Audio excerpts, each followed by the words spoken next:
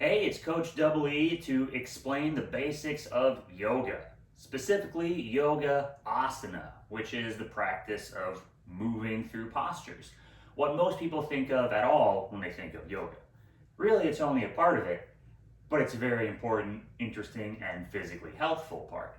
And there's a whole wide world of it. Yoga Asana is any way you could move your body, as long as you do it with intention.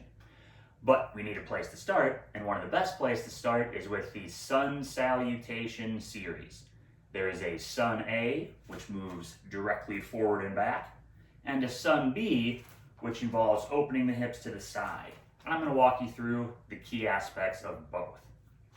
So as I said, Sun A is straight forward and back. And I'll do one round at speed, cueing it as if it were a class, and then one more round holding it, breaking it down. So notice that there's inhale, lifting the gaze and the arms. Exhales are falling actions. First, the forward fold, hips stay high. Inhale, the halfway lift, long flat back. Exhale, plant hands, step back, chaturanga, which means to lower down. Inhale, upward facing dog, and exhale, downward facing dog.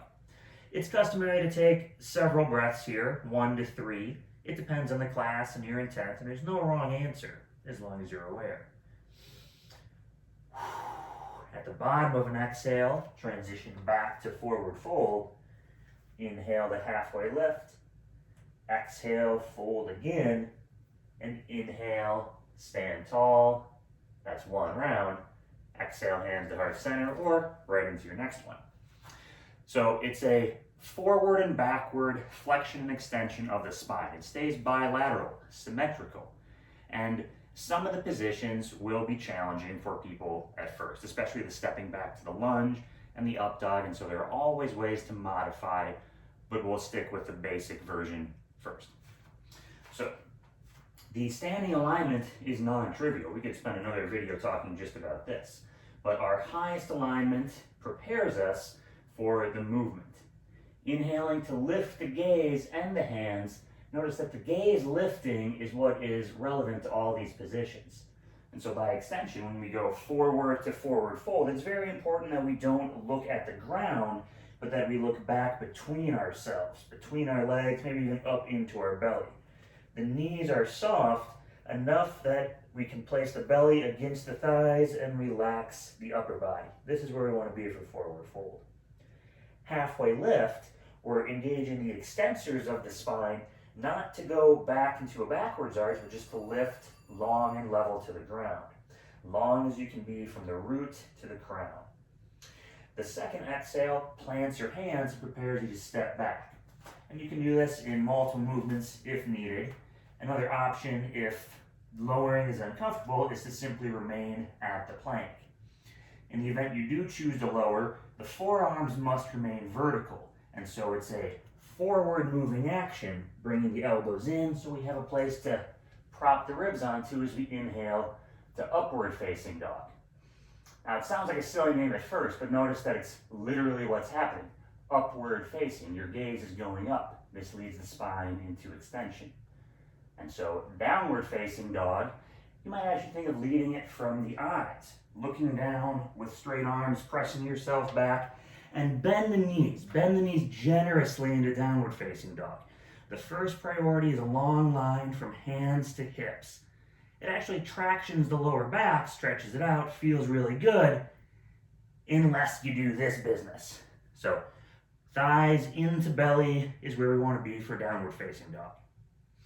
Generally, an inhale prepares you to look forward, so your exhale steps you back to forward fold.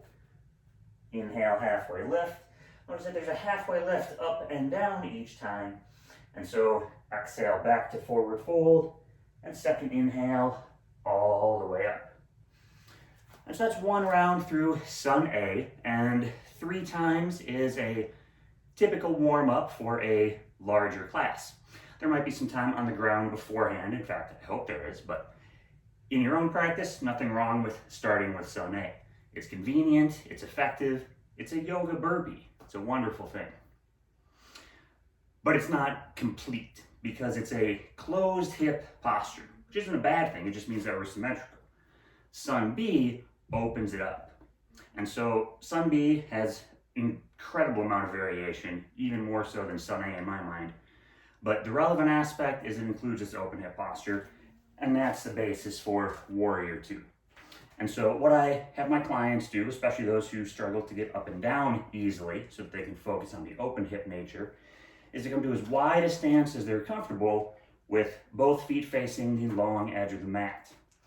We'll reorient to an open hip position by taking one leg and turning it 90 degrees. That is the one that gets bent. Now, ideally, the hips are as low as possible, so I'm just gonna shift my stance a little wider. It takes a lot of practice to get down to a true 90, because the more important thing is that the pelvis remains tucked. We need the pelvis to be tucked underneath so the shoulders can sit calmly on top of them. Notice that the shoulders are directly over the pelvis, and that should remain true regardless of your stance. Ideally, the front shin is vertical, but pelvis tucked, hips as open as they can be, back foot turned slightly forward. And so Warrior 2 has the arms extended and the gaze over the front hand. And notice that still the shoulders are symmetrical over the pelvis. The next key component of Sun B, extended side angle, is the movement of the torso forward of the pelvis center.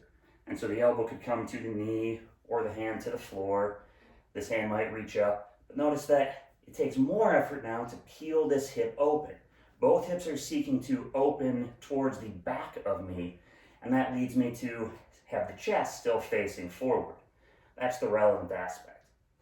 Similarly then, reverse warrior will transition torso to the other side of the pelvis. Again, lots of variations. Hand can go down the back leg, look down for balance initially. A deeper twist can be had by letting the arm go back, but it's really about reaching this side body long. A return to Warrior 2 and a return to the center sets us up for the other side. I'll do one more time each side with breath. Exhale, Warrior 2. Take one inhale in stillness. Exhale, extended side angle. Inhale, reverse warrior. Exhale, return, Warrior 2. Inhale, center. Exhale, Warrior 2, second side. Inhale, extend the spine. Exhale, extended side angle. Inhale, reverse warrior. Exhale, return, Warrior 2. So if you're just getting started, that wide stance regression where you just keep your feet planted and pivot, I think is a lot easier to wrap your head around than the full version that includes still getting up and down. Either way, if you're looking for a place to start, I recommend 3 Sun A's and 3 Sun B's. It will take you less than 10 minutes, and done frequently will transform your body and your life. As always, thank you for your time and attention. If you have any questions, please never hesitate to reach out. I would be thrilled to hear from you and delighted to assist. Peace, love, and strength, y'all.